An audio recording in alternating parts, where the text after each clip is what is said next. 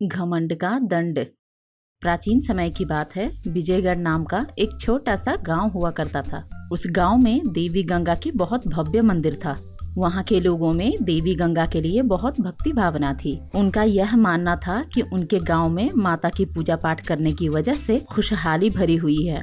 हर महीने की एकादशी के दिन वह लोग अपने क्षमता के अनुसार लड्डू, फल, दूध, अनाज इत्यादि लेकर माता को समर्पित करने के लिए जाते थे और बहुत भक्ति भावना से पूजा पाठ में सम्मिलित होते थे। गांव वालों की इस भक्ति भावना के कारण से गांव में अच्छी वर्षा होती थी और अच्छी फसल भी उगती थी। पंडित जी, माता की कृपा तो देखो, पास के गांव में हर साल वर्षा के कारण बाढ़ आ जाती है और हमारे गांव में जरूरत के मुताबिक ही वर्षा होती है। पंडित जी, हाँ बेटी, ये सब माता का ही चमत्कार है जो गांव में इतनी खुशहाली है। हर एकादशी की पूजा के बाद गांव वाले पूरी मेहनत के साथ खेती बाड़ी में जुट जाते थे। एक बार की बात है, गांव वाले एकादशी के दिन पूजा करने लगे होते हैं। तभी वहाँ देवी गंगा साक्षात प्रकट हो जाती हैं। तुम सब गांव वालों की सेवा भावना बहुत निर्मल है।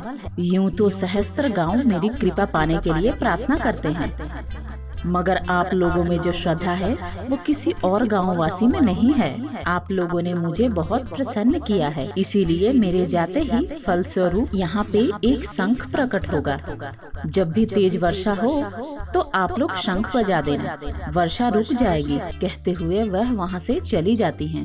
उनके जाते ही वहाँ शंख प्रकट हो जाता है। सब लोग माता की कृपा पाकर बहुत खुश होते हैं। उस दिन के बाद जब भी तेज वर्षा होती है जिससे गांव वालों या गांव को कोई खतरा होता तो पंडित जी शंख बजा देते थे और वर्षा रुक जाती थी। इस शंख की वजह से गांव वालों को जरूरत के मुताबिक अच्छी वर्षा मिलती थी और परिणाम स्वरूप उनके खेतों में और भी अच्छी फसल लहराती थी। धीरे धीरे लोगों का रवैया बदल गया। मंदिर में आने वाले लोगों की संख्या कम होने लगी।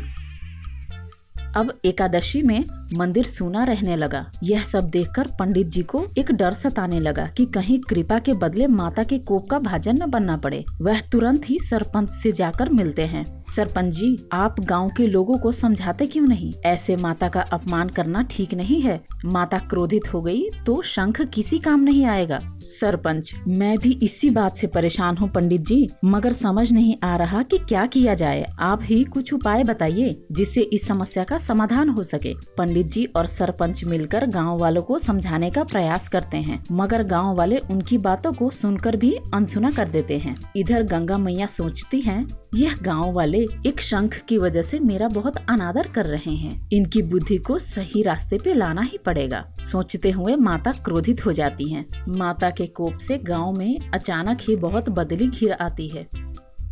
धीरे धीरे वर्षा शुरू हो जाती है। बरसात कई दिनों से हो रही होती है, जरा भी रुकने का नाम ही नहीं लेती। इतनी वर्षा हो रही है, मगर पंडित जी को तो हमारी कोई चिंता ही नहीं है। पता नहीं वह शंख क्यों नहीं बजा रहे। हाँ बहन, मैं भी यही सोच रही हूँ। मुझे तो लगता है कि वह हम सब गांव वालों से मंदिर न जाने का बदला ले रहे हैं। उनके विचार विमर्श में कई दिन बीत जाते हैं, मगर बरसात नहीं रुकता और धीरे धीरे गाँव में पानी भरने लगता है। बढ़ते पानी को देखते हुए गांव के लोग मंदिर की ओर भागते हैं।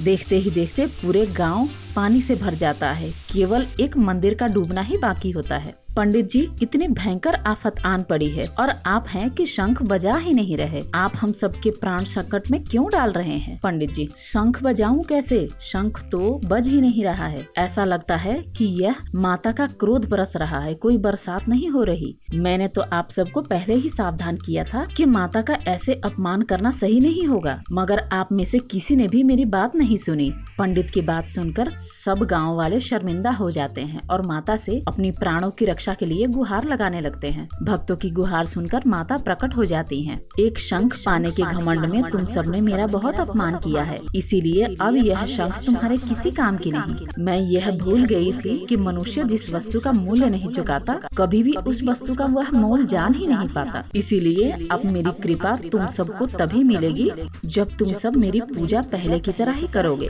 कह के कहती हैं। गाँव वालों को अपनी भूल समझ में आ जाती है और वह तुरंत अपनी भूल सुधार लेते हैं। उस दिन के बाद पहले के जैसे ही सारे गांव वाले मिलकर हर एकादशी के दिन मंदिर जाने लगते हैं।